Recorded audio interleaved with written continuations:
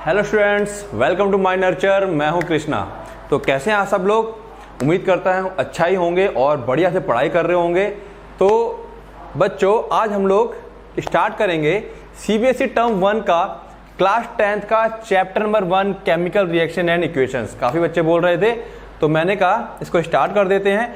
Lecture 1 है, कोशिश करेंगे इसको 2 लेक्चर में समेट दें, बहुत ज़्यादा नहीं है। और बच्चों, मैं तुम लोगों से एक चीज़ कहूँगा कि 10th में जो बच्चे हैं साइंस को लॉजिकली पढ़ेंगे और लॉजिकली पढ़ना चाहिए, ठीक है। कैसे पढ़ेंगे बोलूँगा नहीं, यहाँ करके दिखाएंगे हम लोग, पढ़ के दिखाऊंगा कैसे पढ़ा जाता है साइंस को। रियलिटी ये है, जिस बच्चे ने किताब के साथ बात करना सीख ली, किताब बात करती है, नहीं पता, करके दिखाऊंगा किताब बात कैसे करती है। किताब हम लोगों से बात करती है और जिस बच्चे ने किताब से बात करना सीख ली तो किताब तो बात करेगी और उसके पास जो नॉलेज है वो सारी नॉलेज तुमको दे देगी।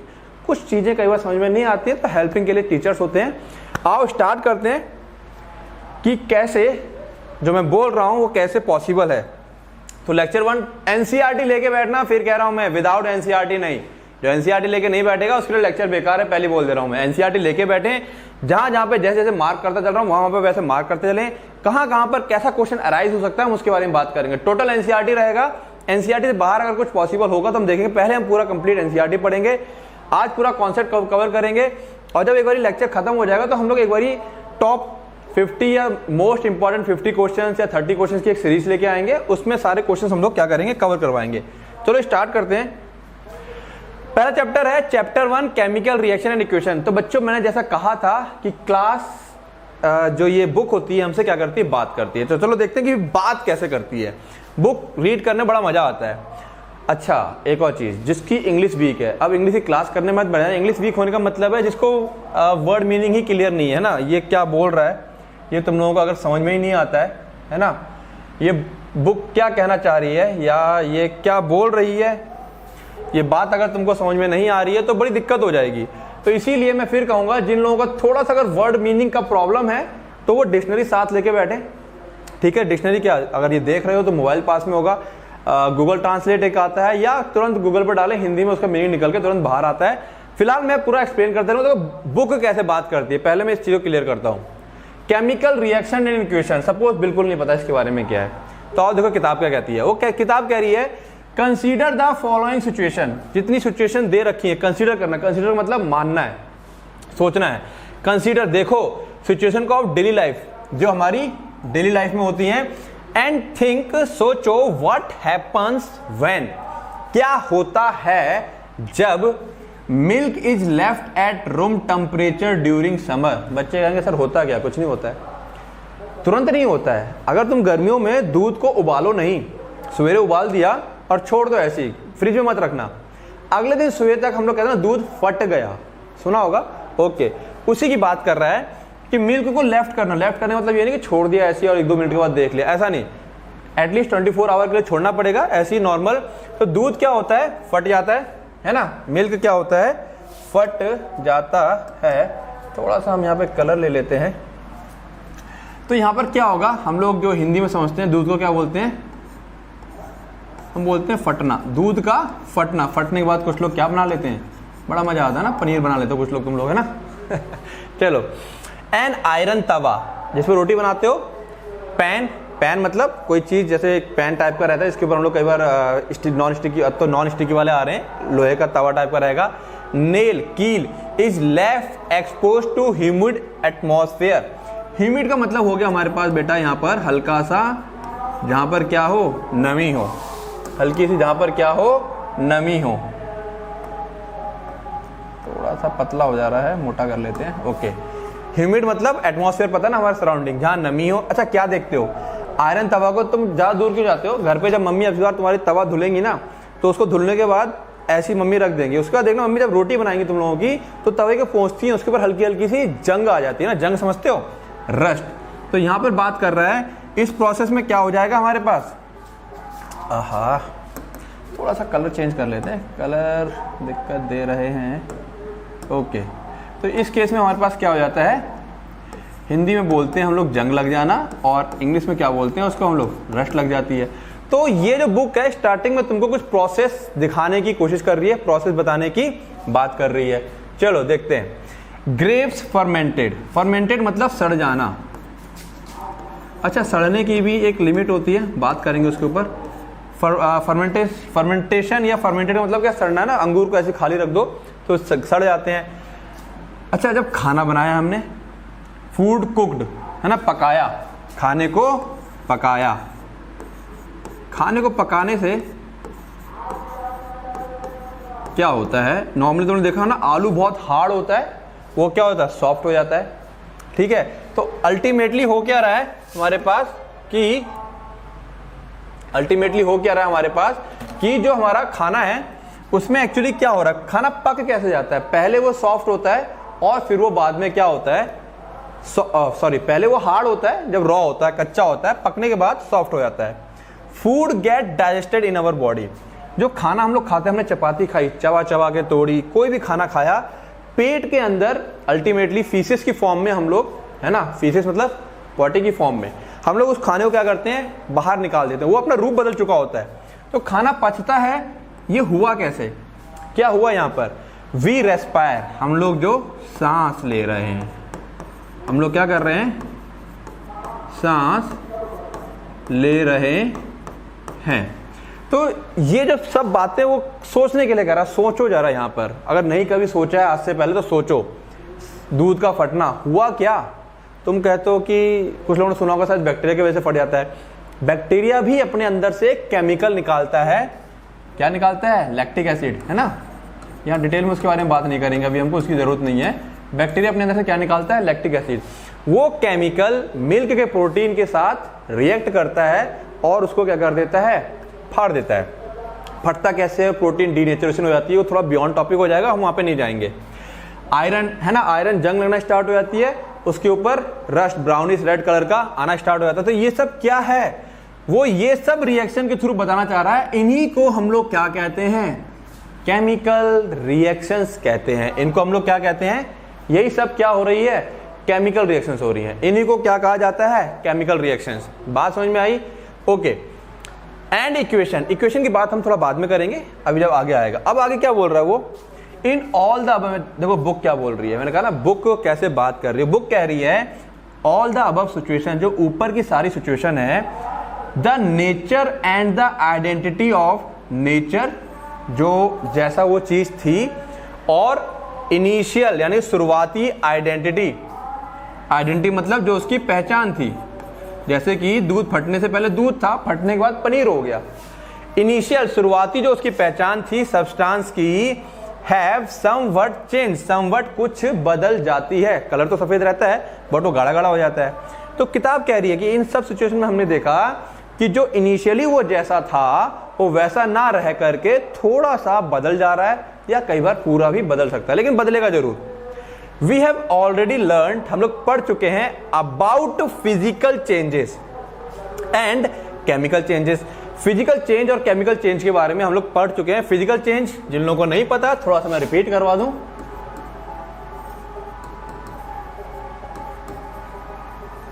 फिजिकल चेंज मतलब, फिजिकल चेंज मतलब change in state, solid liquid और गैस। चेंज इन स्टेट मतलब सॉलिड, लिक्विड एंड गैस। तो हम लोग देख सकते हैं कि कोई चीज सॉलिड से लिक्विड हो रही है, लिक्विड से सॉलिड हो जा रही है ना। दूध कैसा था, पतला था, फट के पनीर हो जा रहा है, सॉलिड में बदल जा रहा है। ठीक है, जो आयरन था, आयरन बहुत हार्ड होता है, तोड़ो मोड़ो टूटता नहीं, लेकिन जो जंग लगा हुआ नेल होगी, कील होगी और आयरन होगा, उस पर हथौड़े मार दो दो चार, तो फटाक से क्या होती है, टूट जाती है। ग्रेप्स वगैरह, तो हर किसी में उसका क्या स्टेट बदल रही है। एंड केमिकल भी चेंज हो रहा है। केमिकली बात करें अगर हम लोग, तो केमिकली यहां पर तुम लोग को एक चीज समझ में आएगा। तुम लोग एक चीज देख सकते हो कि नेट पे जाना, मिल्क के अंदर तुमको एक चीज सबसे ज्यादा मिलेगी, मिल्क के अंदर क्या क्या केमिकल्स पाए जाते हैं, यानी कि उसके अंदर क्या होंगे। लगभग मिल्क को एक कंप्लीट फूड कहा जाता है, तो ऑल न्यूट्रिशंस होते हैं उसके अंदर। क्या होते हैं, सारे के सारे न्यूट्रिशन पाए जाते हैं। बट जैसे ही ये मिल्क किस में बदल जाता है, चीज में, पनीर में, तो इसके अंदर के जो कॉन्स्टिट्यूएंट होते हैं वो बदल जाते हैं। जैसे ही सॉरी पनीर नहीं बोलना चाहिए, पनीर भी कर सकते हैं, लेकिन जनरली क्या होता है दही जम जाता है। लैक्टिक एसिड की बात करिए, सॉरी दूध का फटना, दूध उबालने पे फट जाता है। यहाँ पर एक वर्ड में अपना वापस रिपीट करता हूँ, दूध एक्चुअली क्या होता है फट जाता है और एक्चुअली वो किस में बदल जाता है, फटने का मतलब क्या है, वो क्या बन जा रहा है, दही बन जा रहा है। क्या बन जा रहा है, दही बन जा रहा है। तो दही के अंदर हमारे पास जो चीज़ नहीं बोलेंगे यहाँ पे हम लोग क्या बोलेंगे, वो क्या बन गया है, कर्ड बन गया है। क्या बन गया है, कर्ड बन गया है। ठीक है ना, हम लोग दही की बात कर रहे हैं, वो जम जाता है दही हमारा। कर्ड के अंदर जो दूध की बात करें तो इसके अंदर फैट बहुत ज़्यादा होता है, लेकिन वही कर्ड के अंदर फैट की मात्रा बिल्कुल ही खत्म हो जाती है। तो केमिकल भी कुछ उसके अंदर क्या आ जाते हैं, चेंजेस आ जाते हैं। पनीर भी बनाते हैं, उसको फाड़ के बनाते हैं केमिकली, लेकिन यहाँ पे ज़्यादा बेटर रहेगा हमारे लिए दही के तौर पे समझना इसको। ओके, फिर वो क्या कह रहा है कि तुम पहले ही पढ़ चुके हो कि फिजिकल और केमिकल चेंजेस के बारे में, क्लास 9 में पढ़ा होगा। ओके, देन क्या कह रहा है, whenever a chemical change occur, जब भी एक केमिकल चेंज होता है, we can say that a chemical reaction has take place. जब भी एक केमिकल यानी कि किसी में जब कोई चीज केमिकली बदल जाती है, पहले कुछ और थी अब कुछ और है, जैसे कि दूध का दही बन जाना, तो मैं कहूंगा मिल्क का क्या बनना, कर्ड यानी कि दही बनना। तो पक्के से यहां पर क्या हुआ होगा, केमिकल रिएक्शन हुई होगी। ये बात समझ में आ रही है ना।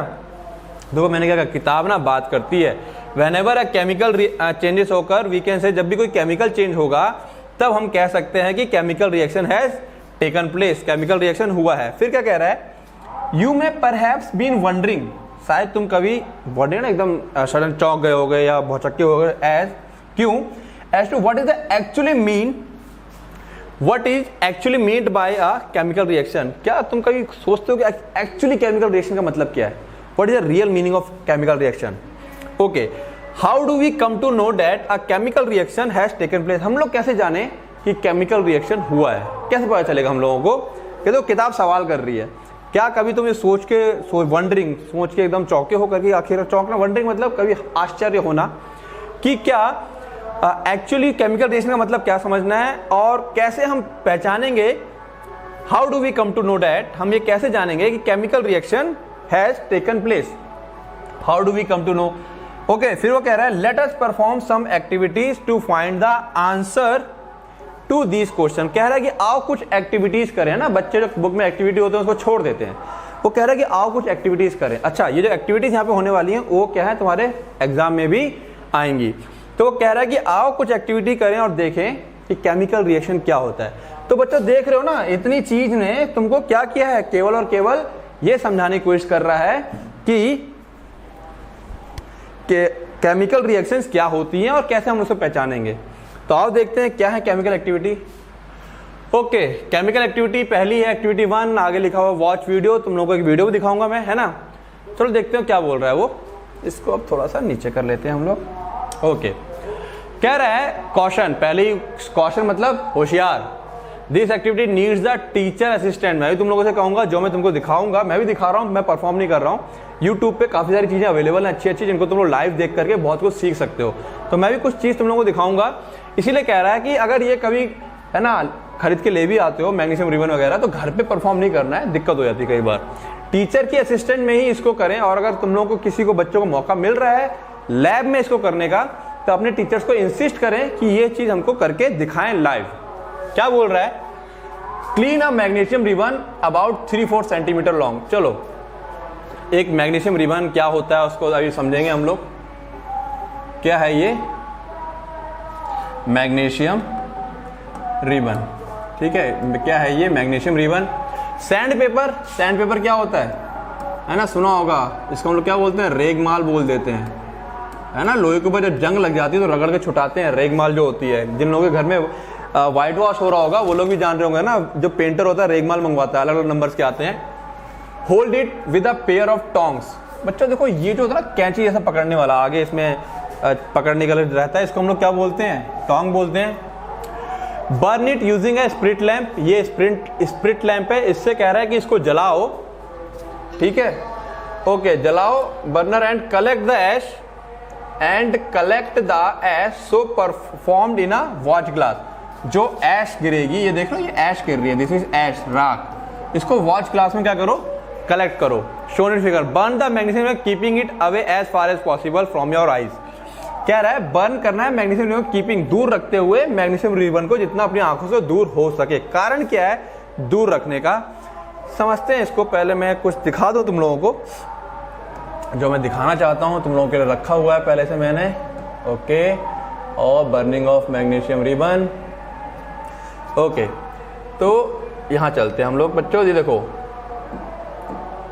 तो उम्मीद कर रहा हूं तुम लोग इसको समझ पा रहे होंगे। ये जो स्ट्रिप देख रहे हो, देखो ये वाली स्ट्रिप, ये जो स्ट्रिप है ये मेरे पास क्या है, मैग्नीशियम रिबन है। ठीक है, इस तरह से कॉइल की फॉर्म में आती है मेरे पास मैग्नीशियम रिबन। तो देखो यहाँ पर क्या हो रहा है, इस मैग्नीशियम रिबन को क्या कर लिया गया है, इसे ले लिया गया। ये जो चीज पड़ी हुई है, दिस इज व्हाट, टोंग। ये क्या है मेरे पास, टोंग होता है पकड़ने के लिए। तो देखो अब होने क्या वाला है, ये जो मैग्नीशियम रिबन है इसको हल्का सा इससे काट लिया गया है, इस चीज से हल्का सा कट कर लिया गया है। उसके बाद ये होती है बर्नर लैंप, देखो ऊपर जल रही है, देख पा रहे होंगे है ना, इसमें से आग निकल रही है। ये सीधा कनेक्शन गया रहता है गैस के पास, यहाँ से खोल देते हैं, गैस आती है, आग लगाते हैं, तो ये बर्नर लैंप क्या होता है, जलने लगता है। अब इस टोंग की हेल्प से हम लोग क्या करेंगे, इसको पकड़ लेते हैं। इसको पकड़ने के बाद बच्चों देख पा रहे होंगे, थोड़ा इसको तोड़ लिया है और ज्यादा, और चलो देखते हैं क्या हो रहा है आगे। हाँ, अब देखो इसको ले जा करके जलाया है, तो देखो जब ये जलेगा ना, देखो जलना स्टार्ट कर दिया है, देख पा रहे होंगे चमक के साथ जल रहा है ये, है ना, बहुत तेज चमक है। इसीलिए कहा गया था आंखों से दूर रखना, जैसे नहीं फुलझड़ी वगैरह हमारी जलती है दिवाली पे, ठीक उस तरीके से जली। जलने के बाद देखो जो कागज का, जैसे ना कागज का राख रह जाती है, उसी टाइप से ये राख रह गई है यहाँ पर, उसी टाइप से क्या रह गई है, ये राख रह गई है। और ये राख, ठीक है, ओके, ये राख कहाँ कलेक्ट कर ली हमने, वॉच ग्लास में इसको हमने कलेक्ट कर लिया है। तो बच्चों अब मेरा एक सवाल है आप लोगों से, सवाल ये है कि ओके, सवाल ये है, देखो ये था मेरे पास क्या, मैग्नीशियम रिबन,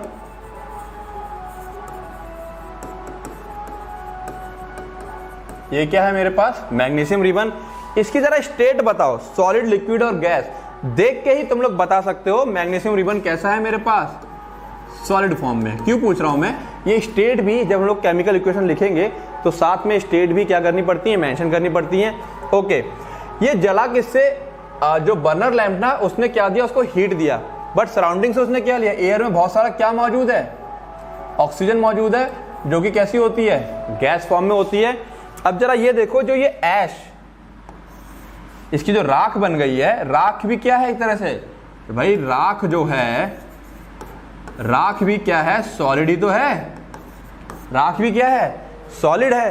तो देखो इसकी जो जनरल इक्वेशन लिखी जाती है, हम देखेंगे आगे जाके, मैग्नीशियम का सिंबल होता है Mg, ठीक है, किससे रिएक्ट किया, ऑक्सीजन O2 से, क्या दिया इसने, मैग्नीशियम ऑक्साइड। साथ साथ में इसकी कई बार क्या लिखी जाती हैं, स्टेट लिखी जाती है, जैसे कि ये सॉलिड है, ये गैस की फॉर्म में है, और ये भी क्या है, सॉलिड है। तो ये जो होती हैं ये इनकी स्टेट्स होती हैं। स्टेट, किस स्टेट में हमने चीजों को क्या किया, कंबाइन कराया। अच्छा, जो चीजें जो रिएक्ट करेंगी, कौन कौन रिएक्ट किया, मैग्नीशियम सॉलिड और ऑक्सीजन, इनको क्या कहा जाता है, इनको कहा जाता है रिएक्टेंट। और जो फाइनल बाद में हमको मिला, जैसे कि मिल्क क्या था, रिएक्टेंट था, और जो बाद में दही मिला वो क्या कहलाएगा, वो कहलाएगा प्रोडक्ट। उम्मीद करता हूं समझ पा रहे होंगे ये सारी बातें। तो इसको अब मैं काट देता हूं। ओके ओके, चलते हैं आगे, हम लोग देखते हैं। ठीक है, अभी ऐश है, इसमें ये हो गया हमारे पास। अब इसको हम लोग बैक कर लेते हैं और चलते हैं अपने जो हम लोग पढ़ रहे थे। तो उम्मीद करता हूं ये समझ पाए होंगे तुम लोग। ओके, आ जाते हैं वापस जो हम लोग पढ़ाई कर रहे थे। तो क्या पढ़ा हमने, वीडियो से क्या सीखा हमने, वॉच ग्लास, ये कांच का था, देख लिया, ये राख गिरी, यहाँ गिरते हुए दिखा दिया, एक्चुअली गिरती नहीं है, उसी में लगी रहती है। ये क्या था मेरे पास, मैग्नीशियम ऑक्साइड। तो बर्नर, टोंग, आई थिंक समझ गए होंगे सब लोग। नीचे क्या लिखा हुआ है एनसीईआरटी में, यू मस्ट हैव ऑब्जर्व्ड, तुमने क्या ऑब्जर्व किया, क्या देखा, दैट मैग्नीशियम रिबन, रिबन मतलब है फीता हो जैसा होता है। तो हम लोगों ने देखा था ना, गोल गोल जैसा लिपटा हुआ था, पूरा बंडल आ रखा था मैग्नीशियम का, वो क्या था, उसका मैग्नीशियम रिबन बोल दिया गया। Burns with a dazzling white. उसकी चमक देखी थी ना जब वो जल रहा था, तो डैजलिंग वाइट मतलब डैजलिंग मतलब बिल्कुल जो चौंधिया दे, चौंधिया ना, जो आंखें चौंध जाती है, जिससे कि उसको कहा जाता है डैजलिंग वाइट फ्लेम। फ्लेम मतलब लपट, जो आग की लपटें होती हैं। And changes into a white powder, एक वाइट पाउडर में मैग्नीशियम ऑक्साइड। कैसा है ये भाई? ये है मेरे पास वाइट पाउडर। मैं बदल गया, it is form due to the reaction between magnesium and oxygen, जैसे मैंने बताया present in the air.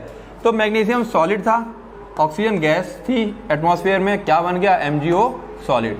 Simple सी बात थी, एक्टिविटी क्लियर हो गई आई थिंक। चले आगे। हाँ, ये देखो, ये मजेदार चीज है। यहाँ पे भी तुमको एक ना रिएक्शन करवाने की बात कर रहा। अच्छा, ये कुछ लोग सोच रहे होंगे कि लीड नाइट्रेट वगैरह ये सब बातें हैं, तो मैं बता दूं जिन लोगों ने पीरियोडिक टेबल नहीं पढ़ रखा है, पीरियोडिक टेबल मतलब क्लास 9th में भी थोड़ा सा पीरियोडिक टेबल तो नहीं था, बट हाँ थोड़ा सा कुछ एलिमेंट्स का और एटम्स का जिक्र आ गया था। ठीक है, बताऊंगा मैं अभी कहाँ पर कैसा क्या था। तो फिलहाल लीड नाइट्रेट, जो कि कुछ ऐसा लिखा जाएगा, this is lead nitrate aqueous, aqueous solid और एक्वस। यहाँ पे मैं तुम लोगों को एक चीज बता दूं बच्चों, जैसे कि मैं तुमसे कहता हूँ 3 H2O H2O H2O, H2O आगे L लिखा हुआ है, H2 को आगे S लिखा हुआ है, H2 के आगे एक्वस लिखा हुआ है। तो मेरा सवाल ये है, बताओ इन तीनों का मतलब क्या है? कुछ बच्चे खटाक से पकड़ लेंगे इसे, भाई H2O क्या है? लिक्विड फॉर्म में है, तो लिक्विड लिख देगा बच्चा, कहा भाई सर ये लिक्विड फॉर्म में है। ये मेरा कैसा है? सॉलिड फॉर्म, यानी कि आइस की फॉर्म में होगा। ये एक्वस क्या है? एक्वस क्या होता है? ये भी तो पानी होता है। फिर इसमें और इसमें अंतर क्या है? तो बच्चों देखो, जब किसी भी चीज के आगे लिक्विड लिखा रहेगा तो लिक्विड का मतलब होता है कि वो अपनी प्योर फॉर्म में, यानी कि यहाँ वाटर कैसा है? मेरा प्योर है। एक्वस का मतलब हो जाएगा है लिक्विड ही, बट ये कैसा है? इम्प्योर। इम्प्योर मतलब इसके अंदर कोई चीज मिला दी गई है, मिलाने पर क्या चीज बन जाती है? सॉल्यूशन बन जाता है ना। तो मैं कह सकता हूं दिस इज अ मिक्सचर। क्या है ये मिक्सचर है, और इसीलिए इसके आगे क्या रखते हैं? एक्वा, जिससे कि हमें ये चीज समझ में आए कि कौन सी चीज प्योर फॉर्म में है और कौन सी चीज मिक्सचर फॉर्म में। समझ पा रहे होंगे उसको? चलो अब देखते हैं लीड नाइट्रेट। ये बड़ा मजेदार चीज है। प्रेसिपिटेट क्या है ये भी समझाऊंगा ये में। पोटेशियम हाइड्रेट, देखो यहाँ पे एक्वस और एक्वस लिखा हुआ है, बट रियलिटी क्या है? लीड नाइट्रेट, जब तुम लैब में जाओगे तो एक व्हाइट कलर का डब्बा होता है जिसके अंदर लीड नाइट्रेट हमारा सॉलिड फॉर्म में पाया जाता है। कैसे पाया जाता है? सॉलिड फॉर्म में। ठीक है, सॉलिड फॉर्म। पोटेशियम आयोडाइड ये भी कैसा पाया जाता है? सॉलिड फॉर्म में पाया जाता है। कैसा पाया जाता है? सॉलिड फॉर्म में पाया जाता है। ठीक है, दोनों को हम लोग पानी में मिला लेते हैं तो फिर कैसा बन जाता है? हम लोग लीड नाइट्रेट, यानी कि अब उसके अंदर लीड नाइट्रेट कैसा है? एक्वस, क्योंकि उसके अंदर पानी मिल चुका है और इसके अंदर भी क्या मिल गया है? पानी। फिर इन दो सॉल्यूशन को हम लोग आपस में मिक्स करते हैं, बड़ा ही अच्छा कलर सा आता है। चलो इसको देखते हैं हम लोग कैसा कलर आता है।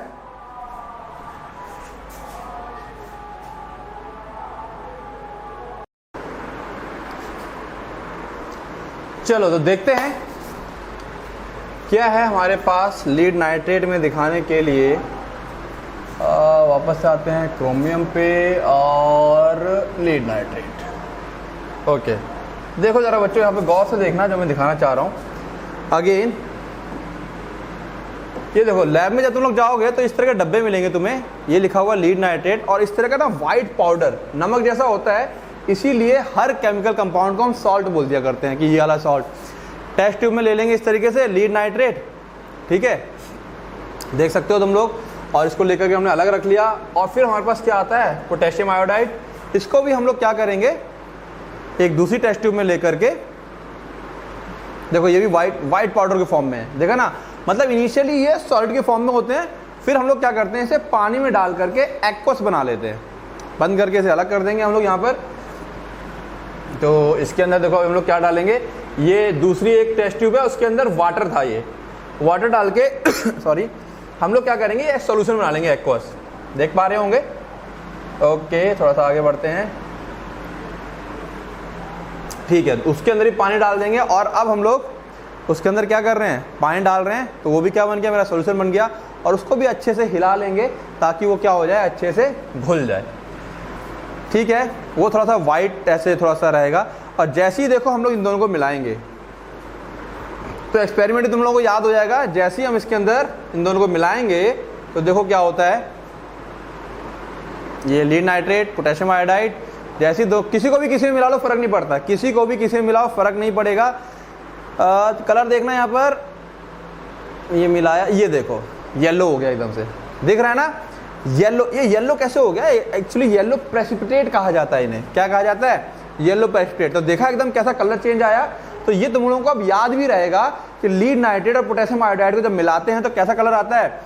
येलो आता है। तो इसको हम लोग पॉज कर देते हैं और बाहर आ जाते हैं, चलते हैं अपने लेक्चर की तरफ। उम्मीद करता हूँ लीड नाइट्रेट सॉलिड फॉर्म में था, पानी डाल के एक्वस बनाया। पोटेशियम आयोडाइड सॉलिड फॉर्म में था, पानी डाल के एक्वस बनाया।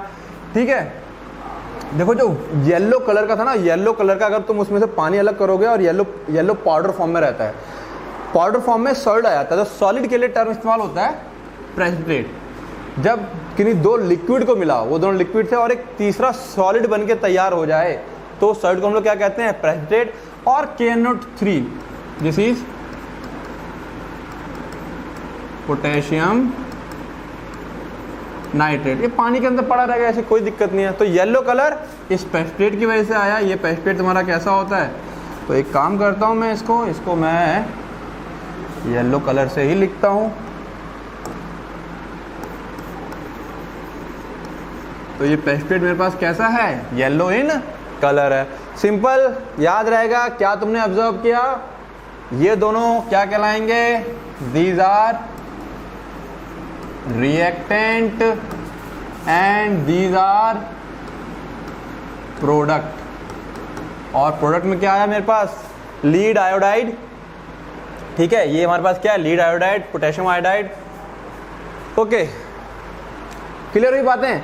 तो हम लोगों ने दो एक्सपेरिमेंट देखे। दो एक्सपेरिमेंट में हम लोगों ने क्या देखा है कि किस तरीके से, दो एक्सपेरिमेंट में हम लोगों ने क्या देखा है कि किस तरीके से दो रिएक्टेंट को मिलाते हैं और कुछ प्रोडक्ट बन जाता है। तो ये मेरे पास क्या है? केमिकल रिएक्शन कहलाती है। बच्चों सबसे पहले एक चीज थी पहले ही पॉइंट में, व्हाट इज इक्वेशन? तो देखो इक्वेशन कुछ और नहीं है बच्चों, इक्वेशन यही होती है। इक्वेशन मैथ में इक्वेशन मतलब इक्वल टू का साइन, जितना इस तरफ उतना इस तरफ। ठीक है ना? तो जितना इस तरफ उतना इस तरफ, ये क्या कैसे होगा? जितना इस तरफ उतना इस तरफ, इसको अभी हम डिस्कस करेंगे थोड़ा सा। ठीक है, अभी वो बैलेंस, उसमें बैलेंस वाला कॉन्सेप्ट आ जाएगा, अभी देखेंगे उसको हम लोग। ठीक है, नेक्स्ट देखते हैं हमारे पास तीसरा एक्सपेरिमेंट है जिंक ग्रेन्यूल्स का। ग्रेन्यूल्स, देखो जो ये जिंक ग्रेन्यूल्स की बात कर रहे हैं ना, ये येलो कलर चमक नहीं रहा, इतना हरा ले लेते हैं। जो ये जिंक ग्रेन्यूल्स हैं, ठीक है ना, जिंक ग्रेन्यूल मतलब ग्रेन्यूल्स, इसको हटा देते हैं। ग्रेन्यूल्स का मतलब होता है दानेदार। कोई चीज दानेदार होती है तो उसके लिए वर्ड क्या इस्तेमाल करते हैं? हम ग्रेन्यूल्स का टर्म इस्तेमाल कर लेते हैं। ये भी सॉलिड है, ठीक है, अभी दिखाऊंगा मैं कैसे। तो चलो पहले देख ही लेते हैं हो क्या रहा है। ठीक है, तो आओ देखते हैं। जिंक ग्रेन्यूल्स, इस तरह का फ्लास्क इस जो रहता है, जरूरी नहीं इस तरह का लें, हम लोग कुछ और तरीके से भी ले सकते हैं। तो गलत जगह आ गए हम लोग को यहाँ जाना था और ये आ गया हम लोग क्रोमियम पे। And this is zinc. इसको मैं खोल देता हूँ, ये हमारा एक्सपेरिमेंट। तो बच्चों देख सकते हो ये डब्बा है वाइट ब्लैक कलर का, इसके अंदर से जिंक के दाने निकाले जा रहे हैं। मैं इसको चलाता हूँ तो तुम इसको देख पाओगे अच्छे से। ये देखो उसके हाथ में दिख रहा है ना, ये क्या है? जिंक ग्रेन्यूल्स है। ठीक है, थोड़ा सा बैक करता हूँ मैं ताकि चीज़ें और अच्छे से समझ में आए, और बैक करना पड़ेगा। ओके, ये देखो ये हाथ में लेके दिखाया जा रहा है। ये जो है जिंक का ग्रेन्यूल्स, मतलब सॉलिड होता है, दानेदार होता है। यानी कि जिंक इनिशियली कैसा है मेरा? सॉलिड फॉर्म में। वो देखो हाथ में लेके इस तरह से तुम्हारे लैब में जब जाओगे, तुम्हारे लैब में इस तरह का डब्बा होगा, उसके अंदर क्या मिलेगा? जिंक मिलेगा तुम्हें। ठीक है, फिर यहाँ पे तुम्हें क्या मिलेगा? HCl। वो बातें बता रहा है कि हमको क्या क्या चीज़ें चाहिए होंगी, माचिस वगैरह चाहिए होगा। हाइड्रोक्लोरिक एसिड मिलेगा। इसको बच्चों फिर कह रहा हूं मैं, गलती से भी खुद से परफॉर्म करने की कोशिश मत करना। एसिड होता है, नुकसान हो जाएगा तुम लोगों को। टीचर की हेल्प के साथ ही करना है इसको, कभी करना। ये मेरे द्वारा किए गए एक्सपेरिमेंट नहीं है, मैं फिर बता रहा हूँ। कोई सोचे कि मैंने किए, मैंने नहीं किए। मैंने यूट्यूब से कुछ अच्छे वीडियो जिससे कि तुमको क्लैरिटी आ जाए वो दिखा रहा हूँ मैं। बात समझ में आ रही है? ठीक है, तो ये HCl है। और ये देखो यहाँ पर क्या होगा, थोड़ा सा मैं आगे बढ़ाता हूँ, चीज़ें जल्दी हो जाएं। हमने क्या लिया, ये एक टेस्ट ट्यूब में क्या डाल दिया, जिंक के ग्रेन्यूल्स डाल दिए हम लोगों ने ये। अब इसके अंदर हम लोग क्या डालेंगे, HCl। जो मेरे पास HCl होगा, थोड़ा सा आगे चलते हैं ताकि जल्दी काम हो। देखो हम लोग इसमें क्या डाल देंगे, ये देखो अब ये HCl डालने जा रहे हैं हम लोग। तो इसके अंदर हम लोग क्या डालेंगे, ड्रॉपर होता है बच्चों, हाथ बिल्कुल टच नहीं होना चाहिए। ड्रॉपर की हेल्प से हम लोग क्या करने जा रहे हैं, इसके अंदर ये रहा ड्रॉपर के अंदर भर लिया है, और ड्रॉपर से इसके अंदर पोर करेंगे। तो इसके अंदर हमारे पास क्या होने वाला है, ये जैसे ही HCl इसके अंदर जाएगा तो इसके अंदर कुछ तुम्हें चेंजेस देखने को मिलेंगे। गौर से देखना, शायद क्लैरिटी, हाँ देखो ये तो बुलबुले छूट रहे हैं। बुलबुले देख पा रहे हो, उम्मीद करता हूँ देख पा रहे होगे बुलबुले को, ठीक है। रिकॉर्डिंग के अंदर रिकॉर्डिंग है, तो ये बुलबुले जो तुमको दिखाई दे रहे हैं, ये रिएक्शन स्टार्ट हो गई है। और यहाँ से क्या निकलना स्टार्ट हो गई है, हाइड्रोजन गैस। क्या निकल रही है, हाइड्रोजन गैस। हाइड्रोजन गैस देखो अभी ये दिखाएगा, हाइड्रोजन गैस क्या प्रूफ है कि हाइड्रोजन गैस है। हाइड्रोजन गैस ने बहुत जल्दी आग पकड़ती है, बहुत जल्दी आग पकड़ती है, ठीक है। अभी देखो यहाँ पर थोड़ा सा पहला वाला जो इन्होंने किया शायद वो गलत हो गया, तो दोबारा से ट्रायल लेकर के इसको दिखाया जा रहा है। ये देखो ये थोड़ा सा पीछे कर लेता हूं मैं इसको, आजा। हाँ ये देखो इसके अंदर से जो गैस निकलेगी अभी, जैसे इसको डालेगा, अभी देखो थोड़ा सा देख लेते हैं, आराम से देख लेते हैं। ये ड्रॉपर से हाइड्रोक्लोरिक एसिड गया इसके अंदर, यहाँ तुरंत देखो ये गैस गैस गैस निकलना स्टार्ट हो गई। दिस इज हाइड्रो, देखो तुरंत आग पकड़ ली, जैसे ही कैंडल लगाया तुरंत आग पकड़ ली। हाईली इन्फ्लेमेबल होती है, यहाँ दिखती नहीं है कि आग लगी है। क्या प्रूफ है आग लगी, देखो हर बार कैंडल बुझा के वो लगाता है यहाँ पर, तो कैंडल जल जाती है। और ये जो जल रही है यही गैस क्या है हमारे पास, हाइड्रोजन गैस है, बहुत ही ज्यादा ज्वलनशील, हाईली इन्फ्लेमेबल, जो बहुत जल्दी क्या करती है, आग पकड़ती है। ओके, तो हम लोग चलते हैं अपने लेक्चर की तरफ। तो यहाँ से देखो ये हाइड्रोजन गैस दिखा रहा निकलती है, यहाँ पर हम लोग अगर तिल्ली लगाएंगे तो यहाँ पर क्या है, इस तरीके से आग लग जाएगी, ठीक है। तो तुम लोग अब इजीली समझ सकते हो जिंक किस फॉर्म में देखा तुमने, जिंक के क्या थे, ग्रेन्यूल्स थे। जिंक के क्या थे, ग्रेन्यूल्स थे, ठीक है, जो कि सॉलिड फॉर्म में देखे। HCl एसिड देखा तुमने, जो कि बॉडी बॉटल के अंदर था, दिस इज हाइड्रोक्लोरिक एसिड। अच्छा हम लोग कुछ भी ले सकते हैं, हाइड्रोक्लोरिक एसिड ले सकते हैं, या फिर this is sulphuric acid, this is sulphuric acid. तो बच्चों यहां से तुम लोगों को एक चीज समझ में आ गई होगी कि हम लोगों ने जो रिएक्शन करवाई, और वो रिएक्शन में दोनों ही रिएक्शन में हमको क्या चीज मिलती है, हाइड्रोजन गैस, ठीक है ना। अप एरो का मतलब क्या होता है, अप एरो का मतलब होता है कि कोई चीज गैस की फॉर्म में बाहर निकल के जा रही है। तो यहां मेरे को मिलता है जिंक क्लोराइड, और यहां मिलेगा मेरे को सल्फ्यूरिक एसिड के साथ मिलता है जिंक सल्फेट। मैं फिर बच्चों एक चीज बोलूंगा, सारी रिएक्शन धीरे धीरे लर्न करना स्टार्ट कर देना, आदत में आ जाएगा। बिल्कुल एक बार में रिएक्शंस कई बार समझ में नहीं आती हैं, कैसे लिखे जाएगा, क्या लिखा जाएगा, ठीक है। तो ये रिएक्शंस कोनिकल फ्लास्क होता है, टेस्ट ट्यूब ले सकते हैं। तो मेरे ख्याल से एक्सपेरिमेंट देख लिया है, तो इस एक्टिविटी के बारे में कोई भी कुछ भी सवाल करेगा तो उम्मीद है कि अब तुम लोग इसका आंसर दे पाओगे। चले आगे। तो यहां पर इन्होंने कुछ नहीं किया है, पहले वाले टॉपिक ही चल रहा है कि आखिर केमिकल रिएक्शन क्या होता है। उसने 3 एक्टिविटी करके समझाने की कोशिश करी। स्टार्टिंग में क्या था, सॉलिड गैस, क्या निकल के आई, हाइड्रोजन गैस, जो कि बहुत जल्दी आग पकड़ लेती थी, ठीक है। अब वो क्या कह रही है एनसीईआरटी, देखो किताब अब बात करने लगी फिर से। फ्रॉम द अबव 3 एक्टिविटीज, ऊपर की 3 एक्टिविटी जो हम लोगों ने करी, वी कैन से दैट, हम लोग कह सकते हैं that any of the following observation, we can say that any of the following observation, इनमें से कोई भी एक ऑब्जर्वेशन हम लोग ले लें, नीचे दे रही ऑब्जर्वेशन हमको हेल्प करती है to determine whether a chemical reaction take place और नॉट। केमिकल रिएक्शन हुई या नहीं हुई हम लोग कैसे कह सकते हैं। तो देखो हम लोगों ने क्या क्या चीज देखी है वहां पर, तो मैं बता दूं हम लोगों ने क्या क्या देखा। चेंज इन स्टेट देखा, चेंज इन हमको स्टेट दिखाई पड़ी, ठीक है। चेंज इन कलर दिखाई पड़ा, यस हमको कलर दिखाई पड़ा, चेंज इन कलर। ठीक है, चेंज इन स्टेट कैसे दिखाई पड़ा हमको, क्या कहते हैं, प्रेसिपिटेट फॉर्म हुए थे, क्या फॉर्म हुए थे, टू एक्वस, यानी कि एक तरह का लिक्विड ही थे ये। इनको जब हमने मिलाया था लीड नाइट्रेट वाले केस में, तो इन्होंने क्या दे दिया था हमको, प्रेसिपिटेट। क्या दिए थे हमको, प्रेसिपिटेट दिए थे। प्रेसिपिटेट का मतलब सॉलिड ही होता है एक तरह का।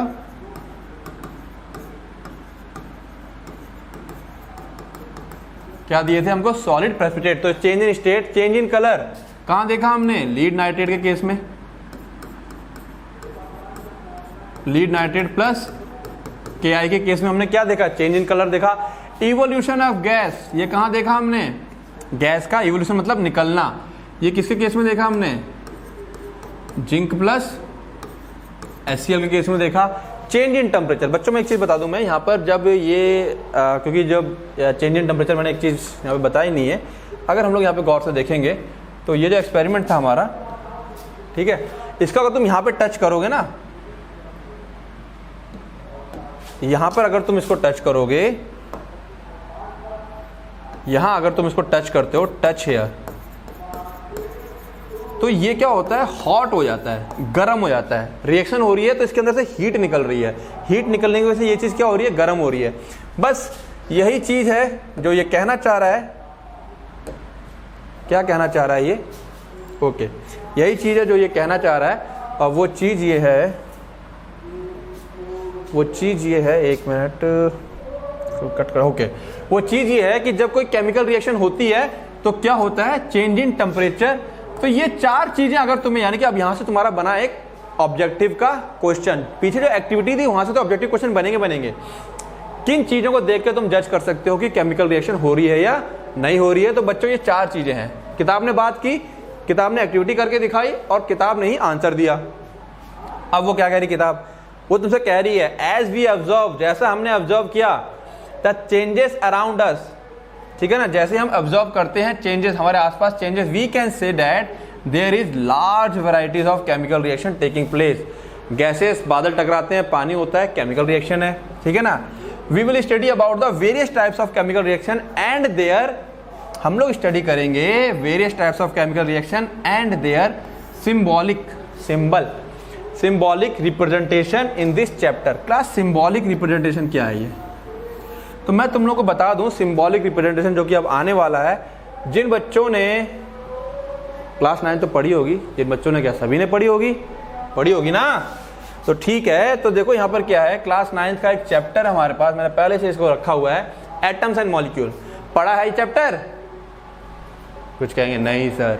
अरे नहीं पढ़ा तो फिर पढ़ लो, अब पूरा नहीं पढ़ना है, फिर बता रहा हूं मैं कितना पढ़ना है। तो देखो यहाँ पर पढ़ना कितना है, तो मैं यहाँ पर एक चीज आएगी, कहाँ गया, हाँ, एक चीज तो यहाँ पर आएगी तुम्हारे पास, लॉ ऑफ केमिकल कॉम्बिनेशंस, जिसके अंदर आएगा कंजर्वेशन ऑफ मास।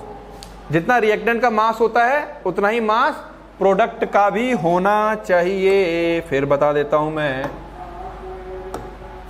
ठीक है। कंजर्वेशन ऑफ मास क्या कहता है, mass of reactant is equal to mass of product. अगर ऐसा नहीं होता है तो केमिकल रिएक्शन तुम्हारी गलत है, ठीक है। तो इसको जिन बच्चों समझते हैं वो लोग समझ गए होंगे, जिन लोगों ने नहीं समझा है, कभी समझा ही नहीं है, तो इसको थोड़ा सा पढ़ें।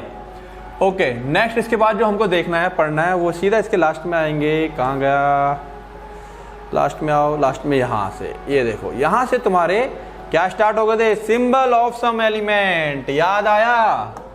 कईयों को नहीं आया होगा, सिंबल ऑफ सम एलिमेंट। तो बच्चों यही है, देखो एल्यूमिनियम का Al है, आर्गन का Ar है। अब कुछ बच्चे कहेंगे, जिन लोगों को मिस कर गया दिमाग से, वो लोग तुरंत जा करके ये PDF निकाल लें, कोई दिक्कत नहीं है, इनको रिवाइज करें, यही इतने में तुम लोगों का काम हो जाएगा, ठीक है ना। फिर उसके बाद एक बड़ी अच्छी चीज सिखाई गई थी, एटॉमिक मास के बारे में भी जिक्र हो चुका है, ठीक है ना, एटॉमिक मासेस के बारे में भी जिक्र हो चुका है। फिर उसके बाद यहाँ पर जो सबसे अच्छी चीज सीखने को मिली थी हम लोगों को, और वो चीज थी, आ जाओ, राइटिंग केमिकल फॉर्मूले। Na और Cl कैसे मिलेंगे तो उनका फॉर्मूला क्या बनेगा, वैलेंसी वाला कॉन्सेप्ट आ गया था। क्या तुम लोगों को याद है? याद है वो दिन? नहीं याद है, कोई बात नहीं, चलो हम थोड़ा सा याद करने की कोशिश करते हैं। यहाँ पर क्या आ गया था, वैलेंसी वाले कॉन्सेप्ट आ गए थे। कार्बन इसकी वैलेंसी 4, क्लोरीन इसकी वैलेंसी 1, तो वैलेंसी वैलेंसी आपस में क्रॉस मल्टीप्लाई होकर क्या बनता था, केमिकल फॉर्मूला। याद आ गया, नहीं याद आ गया, पढ़ो और इनकी प्रैक्टिस करो। यह चैप्टर तुम लोगों को आगे बहुत ही ज़्यादा आसान लगेगा, क्योंकि आगे जाके इस चैप्टर में क्या आने वाली है, बैलेंसिंग आने वाली है और कुछ टाइप्स ऑफ रिएक्शन आएंगे। तो अगर ये तुम लोगों ने समझ लिया तो ये चैप्टर तुम लोगों को बहुत ही ज़्यादा आसान लगने वाला है। क्लियर हो गई? क्लास 9th का चैप्टर नंबर 3 में तुमको क्या पढ़ना है, राइटिंग केमिकल फॉर्मूले बहुत जरूरी है। क्लियर है? वापस आते हैं हम लोग अपने क्या पढ़ रहे थे। ओके, तो सिंबॉलिक रिप्रेजेंटेशन, आई थिंक सारी बातें समझ में आ गई होगी। नेक्स्ट देखते हैं हम लोग केमिकल इक्वेशन। जैसे मैंने बताया ही अभी कि केमिकल इक्वेशन क्या होता है ना, reactant side is equal to product side. यानी कि जैसे यहीं पे इसको मैं लिख दूं, पहले भी लिखा था मैंने, जो कि मैं बोल रहा था तुम लोगों को क्या है कि अभी इसको मैं समझाऊंगा। जैसे वाली स्लाइड देखें अगर हम लोग, मैग्नीशियम सॉलिड, इधर मैग्नीशियम कितना है 1, इधर मैग्नीशियम कितना है 1, मैग्नीशियम का वेट कितना होता है 24, मैग्नीशियम का वेट तो दोनों तरफ बराबर हो गया, मैग्नीशियम का वेट दोनों तरफ बराबर हो गया। बट O के 2 एटम है, यहां O का एक ही एटम है। ऑक्सीजन का वेट कितना होता है, ऑक्सीजन का वेट कितना होता है 16, तो O के 2 एटम है तो O2 का वेट कितना हो जाएगा 32।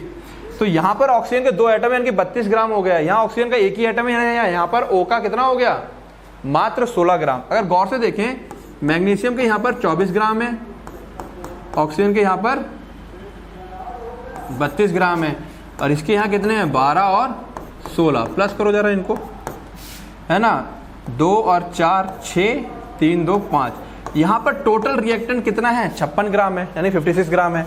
यहाँ पर टोटल रिएक्टेंट कितना है 6 और 2 8 और 2 2 1 और 2 2 28 ग्राम है। यानी कि ये अभी इक्वल नहीं है, बैलेंस नहीं है। ये एरो का साइन यहाँ लगाएंगे तो गलत हो जाएगा ये अभी, ठीक है ना।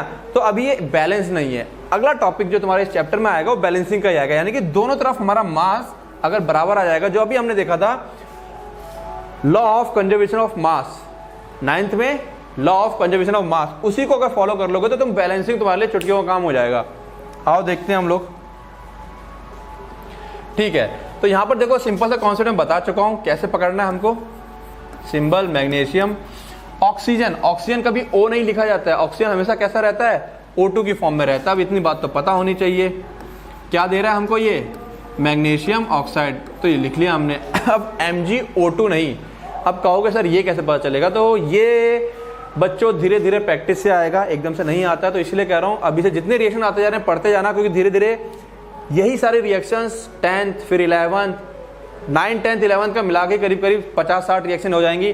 12th में थोड़ी सी और ऐड हो जाएंगी, लगभग तुम्हारे पास 100-150 रिएक्शन हो जाएंगी। 12th में फिर बच्चा कहता है कि सर इतना सारा कैसे याद करें, तो इतना सारा कैसे याद करना है बात समझ में आ गई होगी मेरे ख्याल से। अभी से याद करना शुरू करना है।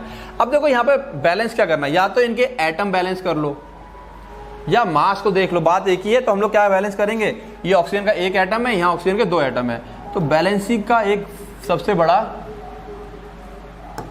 ठीक है बैलेंसिंग की यहाँ भी बात नहीं कर रहा है, यहाँ पे हम पढ़ लेते हैं कि बोल क्या रहा है। तो फिलहाल मैंने एक चीज बताई, केमिकल इक्वेशन की बात कर रहा, तो ये एक तरह से हमारे पास क्या आ गया, इसको हम लोग क्या बोल सकते हैं, केमिकल इक्वेशन बोल सकते हैं। और ये जो इक्वेशन है this is the skeletal equation, इसको हम लोग क्या कहेंगे, ढांचा है ये अभी, क्योंकि बैलेंस नहीं है। यहाँ पर ढांचा तैयार हो गया कि हाँ ये रिएक्ट होगा तो ये बनेगा, बट बैलेंस नहीं है, तो इसको हम लोग क्या बोलते हैं, स्केलेटल। क्या बोलता है, activity 1.1 can be described as, book तुमसे बोल रही है कि हम उसको डिस्क्राइब कर सकते हैं, when a magnesium ribbon is burned in oxygen it gets converted into magnesium oxide. ठीक है, this description of chemical reaction in sentence, तो पहले वो बोल रहा है कि इतना लंबा लिखने की जरूरत नहीं है, हम इसको छोटा लिख सकते हैं इस तरीके से। This description of in sentence form is quite long, काफी लंबा हो जाता है। It can be written in shorter form, इसको छोटे फॉर्म में लिखा जा सकता है। The simplest way to do this, सबसे छोटा तरीका, सबसे आसान तरीका इसको करने का क्या है कि हम लोग वर्ड इक्वेशन, वर्ड और इक्वेशन बना दें, द वर्ड इक्वेशन। ठीक है ना, तो ध्यान रखना बच्चों, अगर एग्जाम में आता है कि वर्ड इक्वेशन में कन्वर्ट करो किसी को, तो क्या करोगे, इसको वर्ड इक्वेशन में कन्वर्ट कर दोगे फॉर द अबव रिएक्शन। बात समझ में आ रही है। तो हमने यहाँ पर क्या लिख दिया, मैग्नीशियम का नाम लिख दिया, ऑक्सीजन का नाम लिख दिया, और ये क्या है, रिएक्टेंट है, क्या मिला, मैग्नीशियम ऑक्साइड। एक तरीका तो ये हो गया, बट ये तरीका ज़्यादा देर तक नहीं चलेगा। The substances that undergo chemical change in the reaction 1.1 magnesium और ऑक्सीजन आर द रिएक्टेंट, वो बता रहा है, मैं बता चुका हूँ, इनको रिएक्टेंट कहते हैं। एंड द न्यू सब्सटेंस, जो नया सब्सटेंस बना है, is magnesium oxide form during the reaction, जो रिएक्शन के दौरान बना, इसको हम लोग क्या कहेंगे, प्रोडक्ट कहेंगे। बात समझ में आ रही है। अब वर्ड इक्वेशन, एक वर्ड इक्वेशन क्या दिखाती है, shows changes of reactant to product, क्या दिखा रही है, change of reactant to product through an arrow placed between them, एक एरो दिखा देंगे और रिएक्टेंट का प्रोडक्ट में चेंज ये शो कर देगा। Okay, the reactant are written on left hand side LHS with a plus sign between them, जो दो रिएक्ट करेंगे उनके बीच में क्या लगा देंगे, प्लस का साइन लगा देंगे। बच्चों वाली चीजें हैं। तो देखो मैंने क्या कहा, किताब ही तुमको सारी बातें बता रही है ना, कैसे क्या काम करना है। Similarly products are written on the right hand side, फिर कह रहे हैं प्रोडक्ट को हम लोग राइट हैंड साइड में लिखेंगे with a plus sign between them. अगर एक से ज्यादा प्रोडक्ट हैं तो बीच में प्लस का साइन लगा करके हम लोग लिख देंगे, जैसे कि लीड नाइट्रेट के केस में था।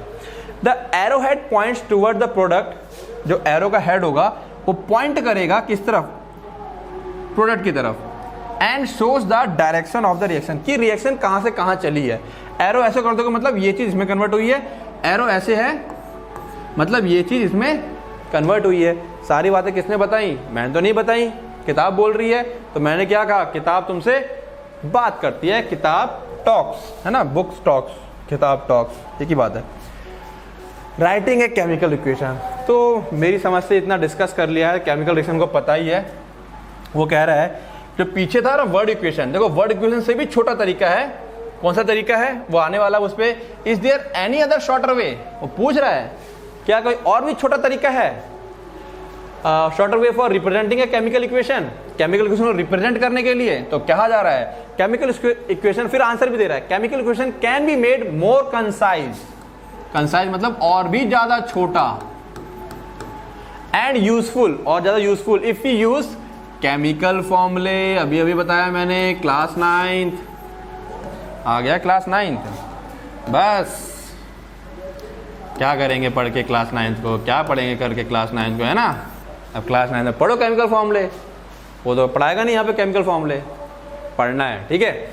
इंस्टीड ऑफ वर्ड, इंस्टीड मतलब वर्ड की जगह पर क्या रखेंगे हम लोग, केमिकल फॉर्मूले रखेंगे।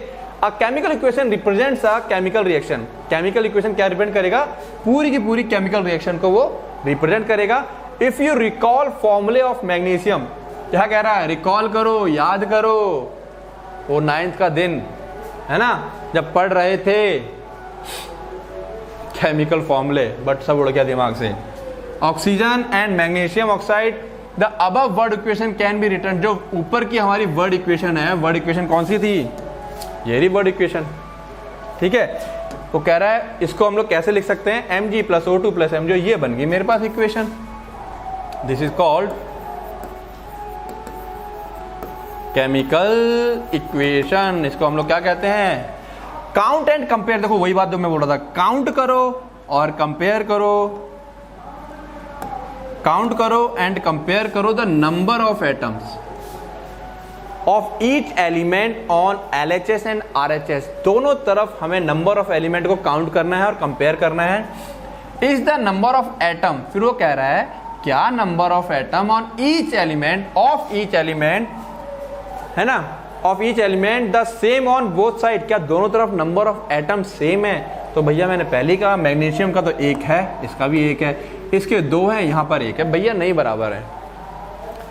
If yes then the equation is balanced, अगर दोनों तरफ बराबर हैं तो इक्वेशन को हम लोग क्या बोलते हैं, बैलेंस। तो क्या कहोगे, बैलेंस इक्वेशन क्या होती है, LHS और RHS दोनों तरफ नंबर ऑफ एटम सेम।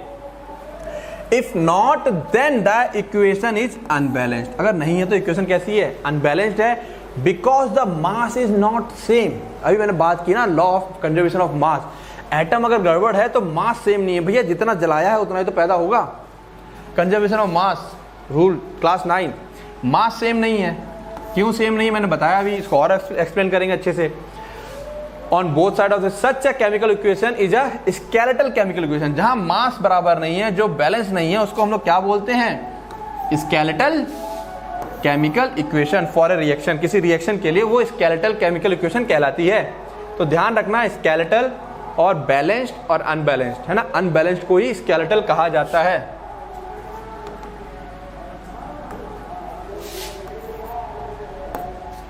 वाह भाई वाह, क्या हो गया?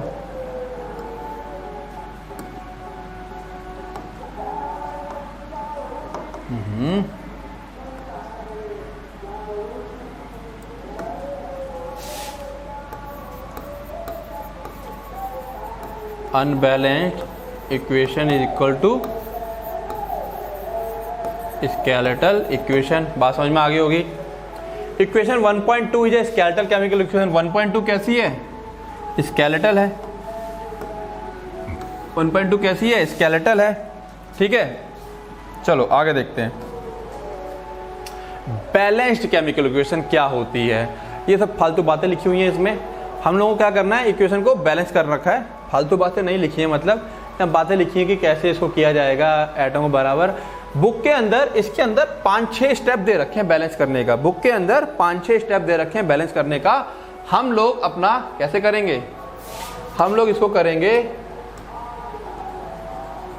लॉजिकली। हम लोग क्या लगाएंगे? लॉजिक लगाएंगे। लॉजिक लगाना ज़्यादा आसान है, बजाय इसके कि वो 6-7-8 स्टेप आप रटो बैठ करके, वो बेकार है। कैसे लॉजिक लगाना है? सिंपल सी बात है, कुछ कायदे बता देता हूँ, रूल्स बता देता हूँ। रूल्स फॉर लॉजिक, इसी को लेते हैं सबसे पहले। सिंपल, मैग्नीशियम प्लस O2 क्या दे रहा है? Magnesium oxide. तो यहाँ पर देखो, अच्छा मैंने यहाँ स्टेट, मैंने क्या कहा था, यहाँ पर साथ में लिखा जाता है सिंबल, वो क्या बताता है? उसकी स्टेट बताता है। वो मैंने यहाँ पे नहीं लिखी, अभी उसकी जरूरत नहीं है। तो यहाँ पर सबसे पहले तुम लोगों को क्या चीज़ ध्यान में रखना है? एटम देखो, इस तरफ एक, इस तरफ एक, मैग्नीशियम खत्म। O इस तरफ 2, इस तरफ एक। एक चीज़ ध्यान रखना, कभी भी जब नंबर को ऐड करोगे, नंबर कभी भी पीछे की तरफ ऐड नहीं होगा, है ना। रूल नंबर 1,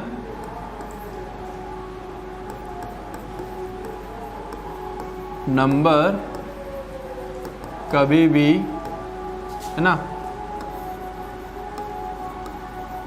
फॉर्मूले के पीछे ऐड नहीं होगा। फॉर्मूले के पीछे ऐड नहीं होगा, यानी कि तुम इस O2 को बैलेंस करने के लिए अगर तुमने O2 यहां लगाया तो ये गलत हो जाएगा। ठीक है, तो क्या करेंगे? हमेशा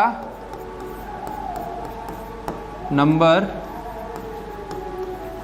हमेशा फॉर्मूले के, फॉर्मूला मतलब केमिकल फॉर्मूले के आगे लगता है, और जितना नंबर आगे लगेगा वो सबके लिए होता है। जैसे कि करें अगर हम लोग, magnesium plus O2 gives MgO, तो मैंने कहा यहाँ पर क्या है, नंबर हमेशा कहाँ लगता है? आगे की तरफ लगता है। तो ये देखो O के 2 है ना, तो हमको यहाँ पे O के 2 चाहिए। अब मैं अगर यहाँ 2 लगा दूंगा तो बच्चे कहेंगे सर तो अब ये 2 का मतलब है मैग्नीशियम के भी 2 हो गए और ऑक्सीजन के भी 2 हो गए। ये 2 का मतलब 2 मैग्नीशियम के हो गए, 2 ऑक्सीजन के हो गए। बट अभी भी बैलेंस नहीं हुई, क्योंकि O तो बैलेंस हो गया बट मैग्नीशियम बैलेंस नहीं है। तो हम लोग क्या करेंगे? मैग्नीशियम को बिगड़ गया वहां से, कोई बात नहीं, हम यहाँ पर भी क्या लगा देंगे? 2 लगा देंगे। अब जरा देखते हैं, 2 मैग्नीशियम, 2 मैग्नीशियम, 2 ऑक्सीजन, 2 ऑक्सीजन।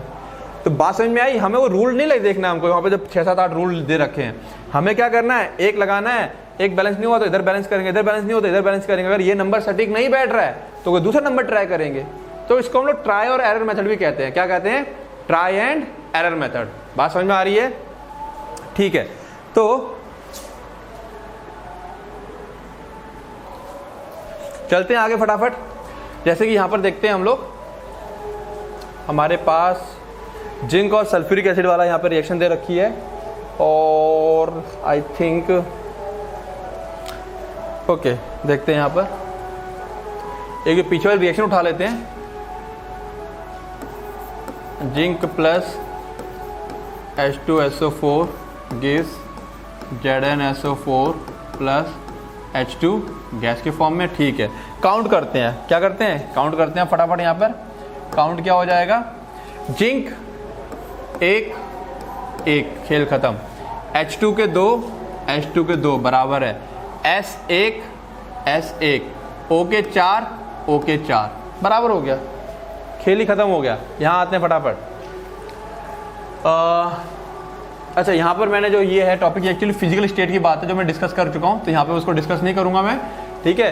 कि ये जो हम साथ में लिखते हैं सॉलिड गैस, है ना, सॉलिड गैस, ये क्या है, कोई चीज़ हमने किस फॉर्म में रिएक्ट कराई है और प्रोडक्ट हमें किस फॉर्म में मिल रहा है।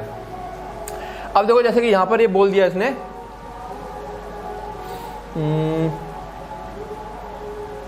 हाँ नीचे वो बोल रहा है कि कई बार क्या होता है, एरो के ऊपर कुछ चीजें लिखी रहती हैं। एरो के ऊपर चीजें लिखने का मतलब है इनके इस कंडीशन के बिना ये रिएक्शन नहीं होगी। यानी कि अगर फोटोसिंथेसिस, जैसे कि कार्बन को हाइड्रोजन से मिलना है तो 340 एटीएम पर ही मिलेगा। अगर ये चीज नहीं होगी, यानी कि जो कंडीशन है, ठीक है ना, इफ देयर इज, लिख देता हूं यहां पर, इफ देयर इज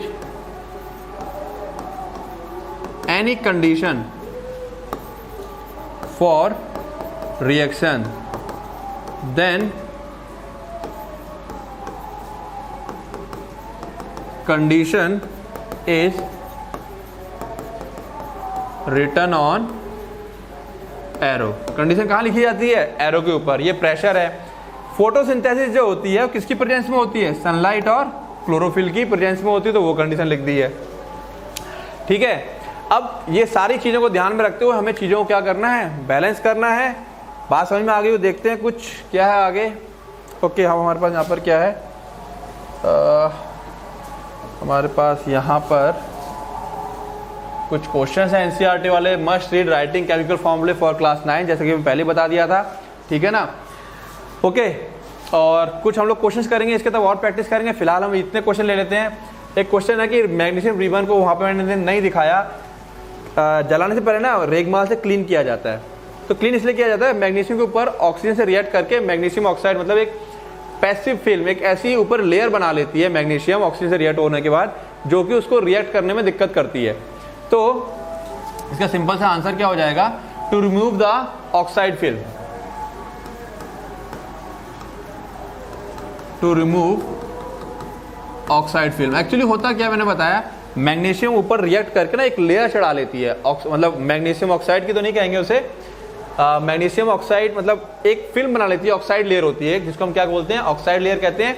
वो ऑक्साइड लेयर की वजह से क्या कर रहा है, मैग्नीशियम उससे मैग्नीशियम क्या है, उसके रिएक्शन में दिक्कत आती है, उसे रगड़ देते हैं, साफ हो जाता है, तो मैग्नीशियम लेयर हट जाने की वजह से मैग्नीशियम डायरेक्ट क्या करता है, ऑक्सीजन के कॉन्टेक्ट में आता है और रिएक्शन देता है हमको। Right the balance chemical equation for the following reaction. अब देखो ये बड़ा सिंपल है, यहाँ पर तुम लोग क्या करना है, मैंने पहले बताया, हाइड्रोजन, अगर तुम्हें हाइड्रोजन का सिंबल पता है तो यहाँ पर क्या होता है, हम लोग क्या इस्तेमाल करेंगे, H2। क्लोरीन के लिए क्या इस्तेमाल करेंगे, Cl2। क्लोरीन के लिए क्या इस्तेमाल करेंगे, Cl2। हाइड्रोजन क्लोराइड क्या होता है, HCl। अब देखो जरा, H के 2, Cl के 2, H1 Cl 1, तो मैंने क्या कहा, हमेशा बैलेंस करने के लिए उसके आगे जोड़ते हैं, तो एक आगे जोड़ दिया। अब देखो दोनों बराबर बैलेंस हो गया। बैरियम क्लोराइड ये तभी कर पाओगे जब ये करोगे, तो बैरियम क्लोराइड Ba, बैरियम की वैलेंसी 2 होती है, जिसकी वजह से फॉर्मूला क्या बनेगा, Cl, है ना। बैरियम की वैलेंसी 2, Cl की वैलेंसी 1, क्रॉस मल्टीप्लाई, फॉर्मूला क्या बना, BaCl2। 9th आती है तो ये छुट्टियों में हो जाएगा। एल्युमिनियम सल्फेट, एल्युमिनियम की वैलेंसी कितनी होती है, 3 और सल्फेट की 2, तो Al2SO4, इसको मैं लिख देता हूं, Al2SO4 whole twice, sorry thrice. Aluminium कितनी होती है, 3 और सल्फेट कितनी होती है, 2। अब क्या है, बैरियम सल्फेट, बैरियम सल्फेट यानी कि सिंपल हो गया, बैरियम की कितनी होती है, 2, है ना। यहाँ मैं लिख दूं, अगर बैरियम की वैलेंसी क्या, सल्फेट की कितनी है, यानी कि यहाँ पर क्या बन जाएगा,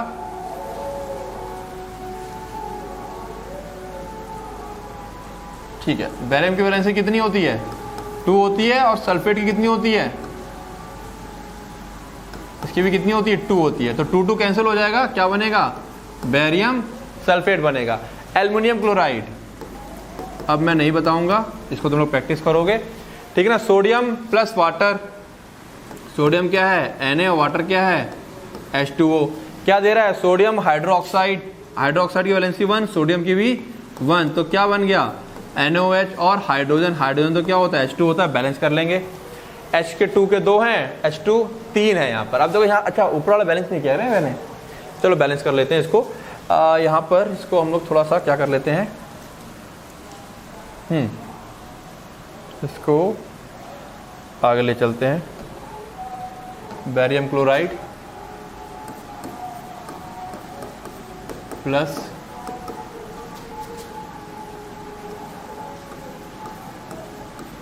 एल्युमिनियम सल्फेट, क्या दे रहा है हमको ये,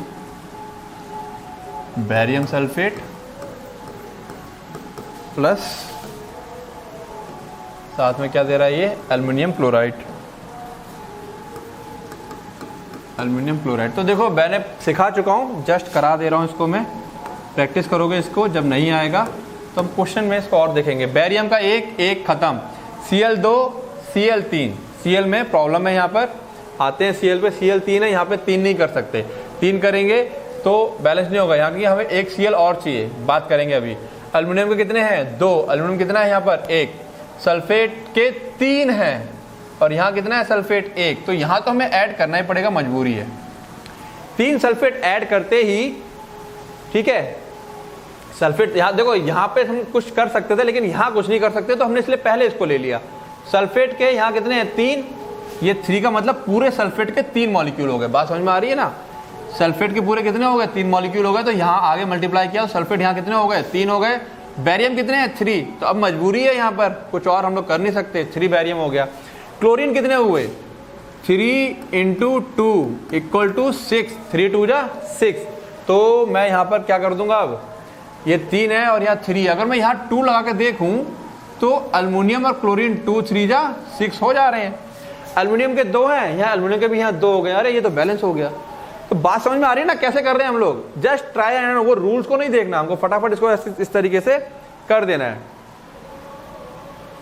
अब ठीक है, बाकी क्वेश्चन तुम लोग खुद से ट्राई करोगे, तो मेरे ख्याल से मैंने इसको समझा दिया है काफी बेटर तरीके से, और जो मैंने कमियां बताई हैं 9th में, जो चीज नहीं पढ़ी है और जिसकी वजह से कुछ कमी रह गई है, तो उसको तुम लोग क्या करोगे, पूरा करोगे। बात समझ में आ रही है, क्लियर है बातें। हम लोग इस अभी ये चैप्टर आधा हुआ है, अभी इसका एक लेक्चर और होगा, उसमें सारे हम पार्ट्स कवर करने की कोशिश करेंगे, थोड़ा सा लेंदी हो सकता है, नहीं होगा तो उसको हम 2 पार्ट में तोड़ने की कोशिश करेंगे, और फिर इसके एक क्वेश्चन की सीरीज भी लेके आएंगे जो बहुत ही ज़्यादा इंपॉर्टेंट क्वेश्चन होंगे।